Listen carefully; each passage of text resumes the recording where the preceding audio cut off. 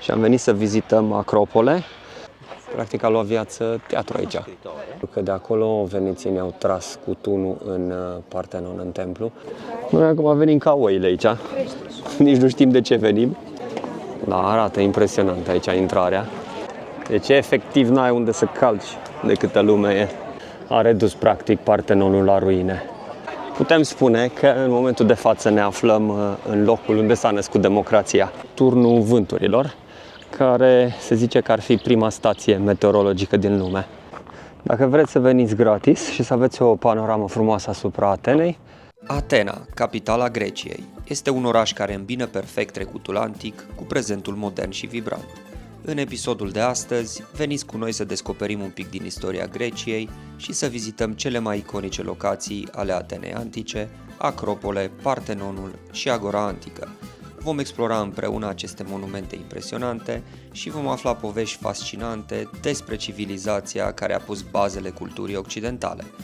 Haideți să pornim în această călătorie în timp și să ne lăsăm purtați de magia Atenei.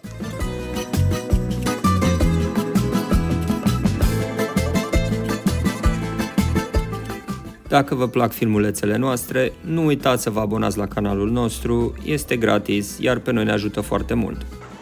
Bună dimineața, din nou din Atena. Astăzi suntem curajoși și am venit să vizităm Acropole. Am încercat noi să venim de dimineață ca să evităm un pic aglomerația și căldura, dar tot cald e. Noi am reușit să prindem intrarea dintre 8 și 9. Am intrat super ușor, n-a fost aglomerat. Noi ne-am luat biletele online.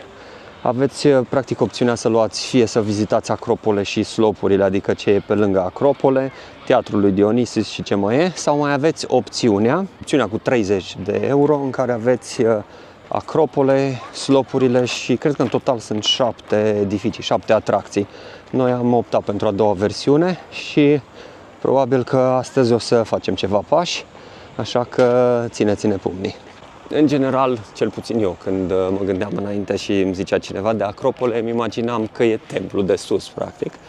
Dar Acropole e dealul ăsta, de aici, de unde e dealul pe care e construit templu, iar templul se numește Partenon. Practic, în sus pe Acropolă cred că sunt 3 sau 4 temple, toate dedicate zeiței Atena, diferite forme ale zeiței Atena.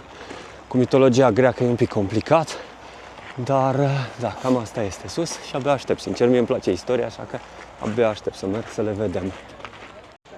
Da, aici avem și Teatrul lui Dionisis. Dacă vă uitați în față aici, puteți să vă imaginați cum în perioada lui de glorie avea o capacitate de 25.000 de oameni. Și cum, practic, a luat viață teatru aici. Putem spune că de aici a plecat teatru.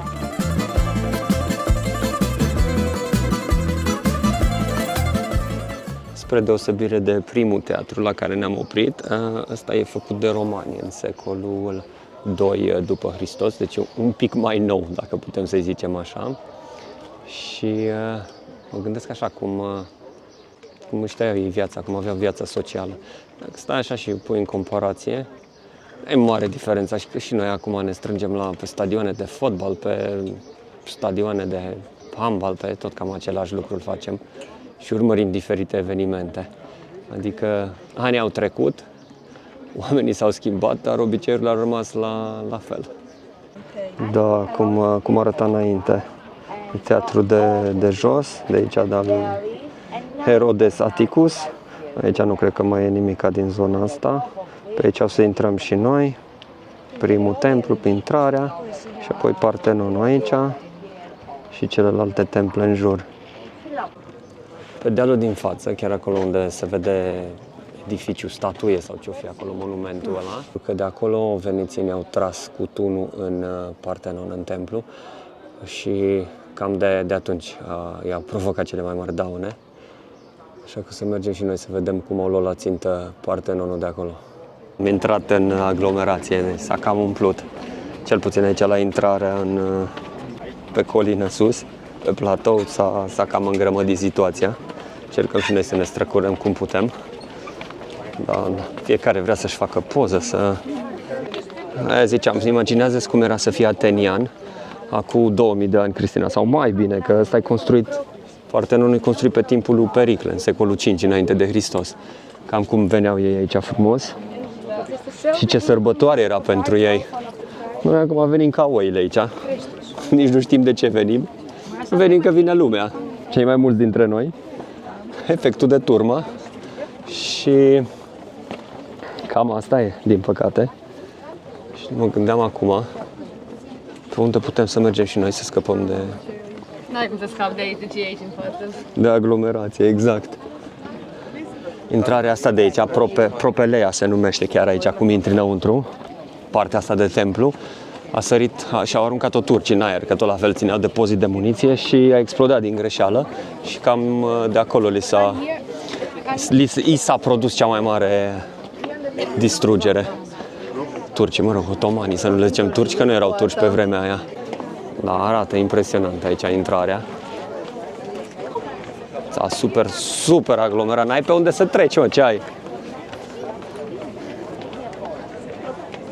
Vreau să zic că tanti urcă și ea cu ofrande, cum urcau ăștia înainte, dar ea are floarea ca să nu se piardă de grup. Sincer, marmura asta pe jos, să aveți grijă că e foarte alunecoasă. Da, alunecoasă rău. Vă e cald, mă? Ia ziceți. Voi ne-ați adus aici, din cauza voastră suntem aici la căldura asta. După cum ziceam mai devreme, toată zona asta care o vedem noi astăzi a fost construită în secolul 5 înainte de Hristos, considerată și perioada de aur a orașului Atena sau Atenei antice. Pe Acropolă sus sunt, sper să nu vorbesc prostii, dar sunt 3 temple principale. Avem intrarea care se numește Propelea, apoi mai avem un templu închinat zeiței Atena, de fapt zeiței Kiniki, de unde și-a luat și firma, cunoscuta firmă de articole sportive și-a luat numele, și templul principal, Partenonul.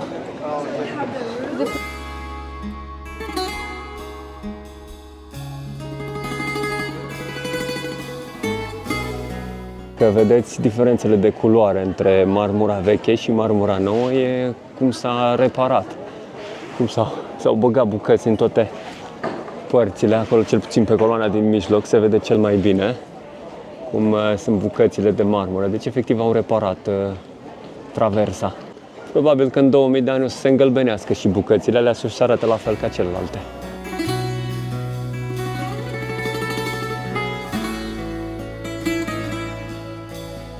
Că tot vedem Partenonul în față, în toată splendoarea lui. El funcționa ca și, pe lângă templu dedicat zeiței Atena, funcționa și ca trezorerie a statului Atena.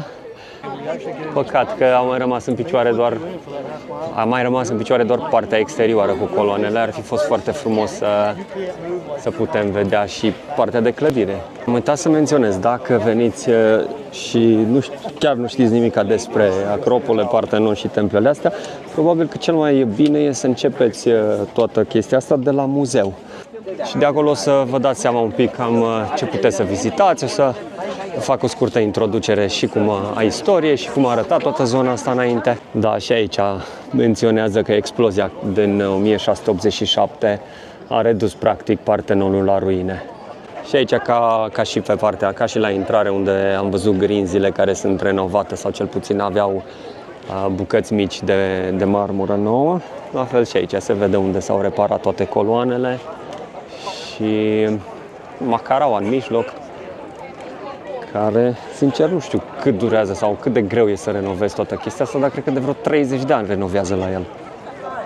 Deci, efectiv, n-ai unde să calci de câtă lume e. Am încercat noi să venim de dimineață să evităm treaba asta, dar e greu, mai ales dacă veniți încoace mai în sezon, cum am venit noi, e foarte greu să evitați treaba asta și, e greu să te miști și să ai grijă să nu te împiedici așa, dar până la urmă asta e. Ce să facem, ne adaptăm. Și în partea cealaltă a Acropolei, a dealului, a platoului, și avem steagul Greciei și o poveste interesantă despre steagul ăsta al Greciei. În momentul când, în al doilea război mondial, când naziștii au ajuns aici, era un soldat grec care păzea steagul și se zice că l-au forțat să dea jos, evident, steagul Greciei și să pună sus steagul Germaniei. Și n-a vrut să facă treaba asta, s-a înfășurat în steagul Greciei și s-a aruncat de pe margine. Da, odată ajungi pe deal aici sus, pe Acropole, vederea care ți se deschide asupra Atenei e superbă. Adică în fața acolo putem să vedem și cel mai înalt deal sau cel mai înalt punct din Atena, care e din Atena modernă, pentru că în Atena antică, aici sus, Acropole era cel mai înalt punct. Partea aia, dealul ăla de acolo, nu aparținea Atenei antice, dar acum, odată cu dezvoltarea Atenei, face parte din Atena și de acolo se vede, bănuiesc că dacă urcați acolo să se vadă și mai frumos pe Acropole, dar una peste alta, da, vederea de aici e superbă. Se vede partea veche a orașului, placa sau, mă rog, partea veche, cât era în momentul când și-a căpătat Grecia independența de sub otomani. Undeva la 2000 de locuitori avea zona asta sau avea orașul Atena, iar apoi după s-a dezvoltat tot ce cunoaștem noi ca și Atena astăzi. Puteți să vedeți încolo până la partea de munte, acolo de deal, iar apoi încoace până la mare. Cred că din locul ăsta se vede cel mai bine Partenonul în spatele meu, în adevărata lui splendoare și măreție. Aparent au folosit 100.000 de tone de marmură la construcția lui. Deci clar, pentru atenieni, Atena era zeița cea mai importantă, de acolo și toate templele de aici sunt dedicate în numele ei, mai mult sau mai puțin, sau diferite forme ale zeiței Atena. Și da, trebuie să mă uit pe unde merg, că e destul de periculos pe aici. Să ieșim, a trebuit să așteptăm un pic la semafor, e aglomerat. Get ready că e chaos. Aici se vede foarte bine și Agora, sau mai bine zis piața lor centrală din antichitate. Cam atât a fost cu partea de sus, cu Acropola sau Acropole. Să mergem jos în Agora, să vedem ce se mai află și pe acolo. Și din câte am văzut de sus, pare mai multă vegetație acolo jos, deci s-ar putea să fie mai ok pentru noi să avem parte de mai multă umbră și să fie mai ușor de explorat. Ce vrem noi să vedem în principal jos acolo e templul lui Hephaistos sau Hephaistos sau cum îl cheamă pe nenea zeu, că e cel mai bine conservat și e cam în aceeași idee ca și Partenonul. Așa că o să ne dea un context mai bun asupra ideii de cum arăta Partenonul în antichitate. Da, ne-am schimbat planul din nou, că a lovit foamea și am zis să luăm o pauză. Dar cu biletele astea cum e? Adică se activează și ai cât timp la dispoziție? Se activează la primul ticket de time entry și după aia ai 5 zile în care poți să intri la tot. Deci se activează când ți-a scanat prima dată biletul și apoi ai 5 zile să vizitezi ce ți-a mai rămas. Adică poți să faci, să urci sus pe Acropole și apoi cobori în oraș și cum o să facem și noi acum, poți să bei o cafea, să bei un vin grecesc bun, o măslină, un gyros, un souvlaki sau ce vreți voi. Pentru multe taverne și locuri unde să mâncați, dacă vă hotărâți să faceți ce am făcut și noi, să veniți de la Acropolă și să vă opriți să beți o cafea sau să mâncați, puteți să veniți pe Adriano Street, se numește, sau strada Adriano, și e plină de taverne, toate care servesc mâncare tradițională grecească și aveți și priveliște spre Agora antică, Agora grecească. Noi ne-am oprit se numește MoMA, unde ne-am oprit noi la terasă, foarte drăguț, și e undeva, aveți vedere spre clădirea sau reconstrucția clădirii ce stătea în Agora antică. Cred că asta a fost refăcută undeva pe la 1950, dar arată super interesant. Din partea asta poate nu se vede așa mult, dar în momentul când o să intrăm și noi în Agora o să vedem mai bine, cu partea de coloane, cu tot foarte frumos, abia aștept să ajungem. Dar momentan mergem să mâncăm, așa că poftă bună. De obicei nu filmez eu când merg la baie, dar la restaurantul ăsta MoMA, unde am stat noi, cam așa arată intrarea la baie. Deci toată zona asta, probabil cum e peste drum de Agora, toate astea s-au escavat când s-a construit zona asta și au știut cum să profite de ele. Acum să găsesc și eu unde-i baia pentru femei și bărbați. Sunt curios dacă continuă la fel și în baie. Da, și aici în baie pe jos. Interesant. Chiar mă gândeam dacă continuă și în baie când stai pe WC-ul. Ai aceeași vedere, dar nu într-un baie deja e gresie. Aici n-au mai găsit ruine. Am încărcat bateriile cu mâncare, mergem să ne delectăm cu istoria acum. Unde am mâncat noi foarte bună mâncarea și ok la preț, ținând cont de locație. Cred că am plătit am mâncat breakfast, am mâncat fiecare câte o omletă și am băut câte o cafea și am plătit 55, cred, de euro pe toate astea. Da, bănuiesc că prețurile sunt asemănătoare, cam pe la toate tavernele din zona asta. Oricum, ce putem spune până acum, în Grecia se mănâncă super bine, mâncarea chiar e bună, își merită faima. Dar să ne uităm și noi repede cam cum arăta tot setup-ul la piață în antichitate. Aici ai unde să te ascunzi de soare, chiar e vegetație și asta ne ajută, mai ales acum pe căldura asta, chiar e ok. Și e faină partea asta, că poți să mergi, să vizitezi o parte, după aia te oprești, iarăși te întorci, iarăși mai vizitezi ceva, decât să fii forțat cumva să treci prin toate. E mult mai ok așa. Hai să mergem încolo la muzeul Agora. Îmi place cum arată clădirea.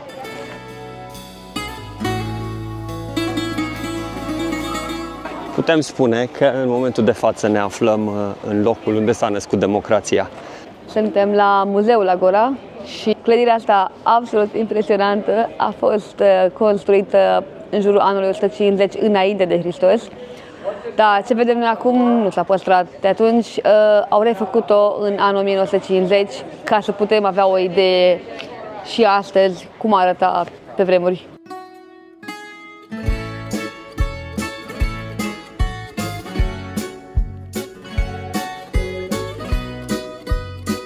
Muzeul prezintă cronologic toate obiectele găsite în Agora. Deci, Și aici sunt cele mai vechi, practic. Aici, în zona asta, sunt cele mai vechi, că ți arată și aici chiar cum intri.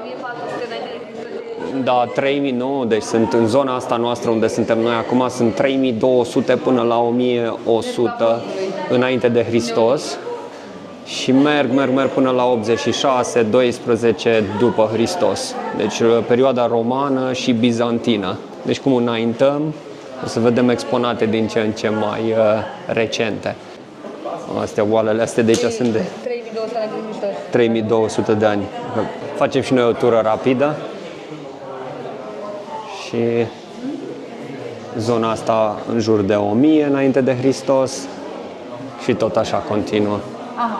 Cristina chiar are outfit-ul de explorator. Da, ea când a plecat de acasă s-a gândit că astăzi o să facă niște săpături arheologice.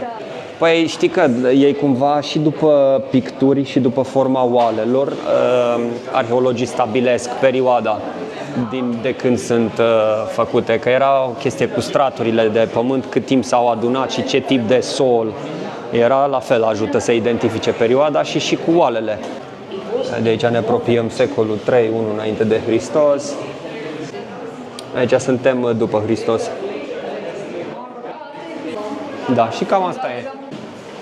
Hai să mergem, hai să vedem, că eu sincer vreau să văd templul lui Hephaistos, ăla lui Hephaistos, că e cel mai bine conservat, cred că am mai repetat treaba asta de 10 ori. Frumos muzeul, chiar așa, să treci prin el, noi am trecut în 10 minute, dar o jumătate de oră să-i acorzi. Ne-am întâlnit și cu prietenul nostru, Țestoșilă. E cald, mă, și lui. Ar bea o bere.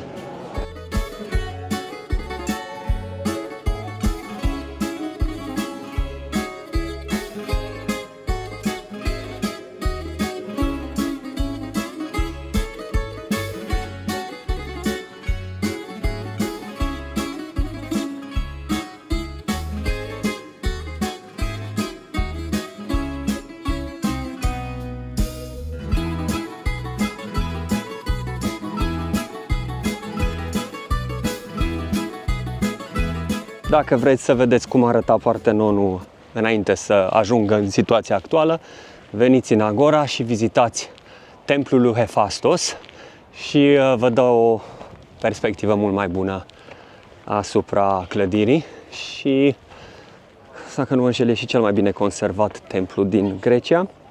Motivul principal pentru care s-a conservat este faptul că a fost biserică timp de mai bine de 1000 de ani.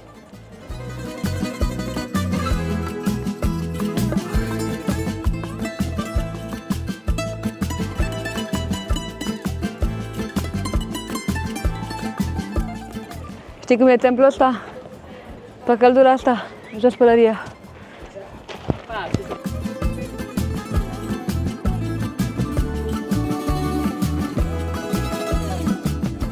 Templul ăsta, spre deosebire de Partenon, are pereți interiori, vezi? Că așa trebuia să aibă și ăla, adică avea coloanele pe lateral și apoi, efectiv, templul în sine, camera templului, clădirea.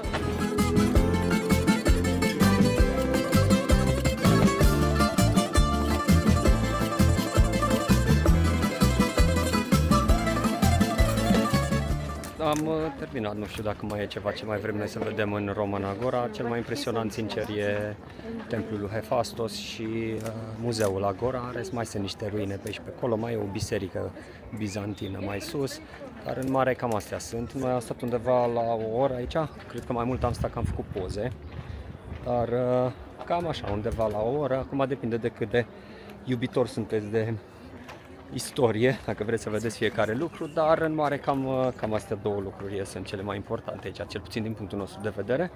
Și să încercăm să vedem dacă reușim să ajungem la cum se numește dealul, că tot Philapopus Hill.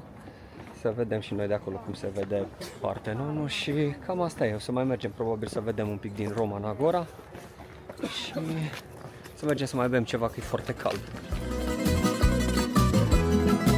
Partea bună e că la fiecare intrare sau ieșire dintr-o zonă de cum e Agora sau în partea cealaltă la Agora Romană, să aveți automate cu apă și chiar e nevoie de apă. Dar să aveți monezi, că merg doar cu monezi, n-am văzut să aibă card sau altceva. Și cât e una, Cristina? 50 de E 50 de cenți una. 2 lei. Cei mai bine cheltuiți 50 de cenți. Am oprit să facem o scurtă vizită și la biblioteca împăratului Hadrian sau Adrian, cum îi zicem noi. Adrian cred că e în greacă, Hadrian era în latină și se zice că era una dintre cele mai impresionante construcții ale împăratului și se mai numea, Cristina cred că știe mai bine, Clădirea cu 100 de coloane și 4 la mai în spatele nostru. 4 mai sunt în față, uite aici, în partea din față mai sunt. Mai mult de 4 aici. Da, ce a mai rămas? Cum mergem de picioare? Pe unde mergem? Aparent undeva în secolul 3 s-a distrus, a fost ceva invazie și s-a distrus o mare parte, undeva la, cred că a mai rămas un sfert din construcția originală și cam asta e. Să ieșim și noi, am venit, am făcut undeva un tur de 5 minute, dar nu știu, asta e biserica bizantină, dar nu știu dacă a mai rămas, că am citit noi că au mai rămas 3 biserici care s-au construit în perioada bizantină, dar nu ne dăm seama exact care sunt. Dar cam asta e. Veni vidi vici. Mergem la următoarea. Mergem la Agora Romană. Să intrăm repede, vedem acolo probabil o să vedem, era să zic mașina timpului. O să vedem prima stație meteorologică. Și cred că cam asta e tot. Mai vrem să mergem pe deal. Până am crezut că o să zic vreodată treaba asta. Dar chiar mă bucur că a intrat soarele în nord. Deci e cald, e foarte cald.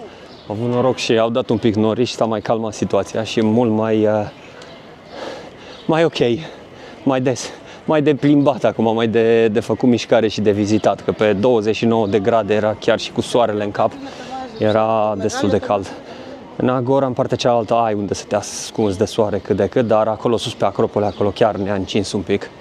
Și nici nu poți cumva să te muți foarte, că fiind aglomerat și așa, e greu să te miști, să te duci unde vrei tu, în ce direcție vrei, așa că stai și la ieșit. Am stat undeva, cred că la 5 minute în coadă ca să putem ieși, că să intre pe o parte, să iese pe o parte, adică e controlat tot. Că, să nu alunești, să nu... Măsuri de siguranță pe scările alea acolo de marmură, că sunt un pic alunecoase. Am ajuns, aparent am ajuns și la Agora Romană. Cred că ăsta e intrarea, tot dealul împăratul Hadrian e. Și acum intrăm, scanăm biletul ce l-am cumpărat inițial și mergem mai departe. Stai să văd dacă l-am găsit, îl mai am pe telefon. Deci oposit. Am intrat greșit. Aici dacă ai etichetă, dacă intri, vezi direct, Cristina, prin poarta aia, dacă ai bilete. Asta e. Bine că l-am pregătit acum. Până acum nu-l găseam deloc. La ultima atracție l-ai, La ultima atracție l-am, da. Dar să ne dăm un pic în spate, că îmi place cum se vede poarta asta și vreau să o filmez un pic.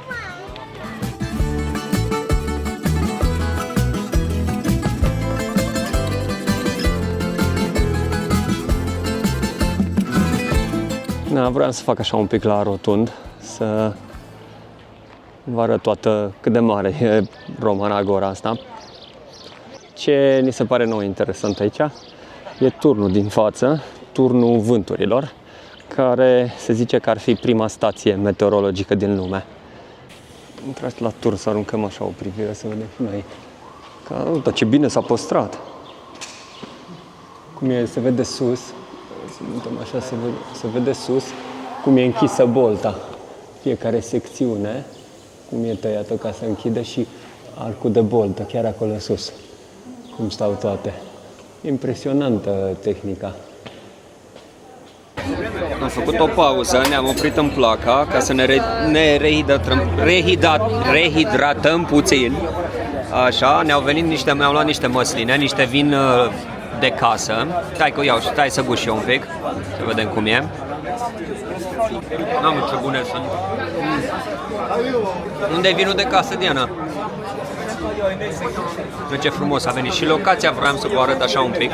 Suntem în Placa, unde a fost și ieri. Dar locul unde stăm,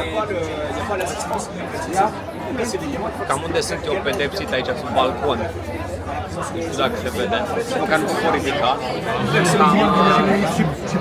Cam așa stăm. Poziția noastră aici e foarte interesantă.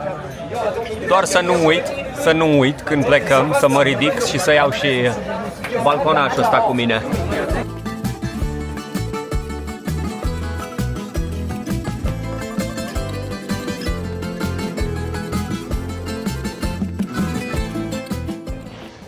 Mergând așa spre Filipopus-Hiel, am găsit și închisoarea lui Socrates.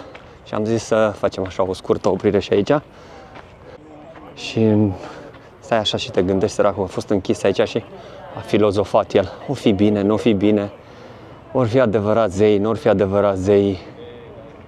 Filipopus-Hiel ăsta e, cum ați ieșit de la Acropole, imediat în stânga, de acolo prin Părculeț. Ajungeți, e foarte ok, adică și dacă e cald și așa are o groază de verdeață aici. La deal, nu știu, 10 minute cred că e de la Acropole, 10-15 minute maxim și ajungeți la dealul ăsta. De aici au tras venețienii în Acropole când l-au dărâmat. Aici sus pe deal au amplasat unul și ei zic că cumva a fost o lovitură norocoasă, că au nimerit Acropole și că au nimerit și partea unde țineau otomanii muniția. Am ajuns aici, unde se zice că și-au plasat turnul venețienii când au tras asupra Acropolei, sau mai bine zis asupra Partenonului. A fost ceva distanță, s-a dus bine de tot trasorul. Dacă vreți să veniți gratis și să aveți o panoramă frumoasă asupra Atenei, Filipopus-Hiel ăsta este perfect. Aici nu plătești nimic, faci un hike de, nu știu, 15 minute de jos din Placa sau Monastirachi, de unde începeți, și urcați aici și se vede foarte, foarte frumos orașul. Avem în față, acolo, în partea stângă, partea dreaptă, îmi cer scuze, avem tot Acropole și cu Partenonul, așa, avem Atena și apoi în partea asta avem vedere directă. Efectiv se vede și bulevardul aici frumos până în portul Pireus. Deci asta e practic opțiunea gratis dacă vreți să veniți și să nu urcați la Partenon, doar să îl vedeți de aici și să vă faceți o idee, se poate urca aici gratis și să vă bucurați de priveliște.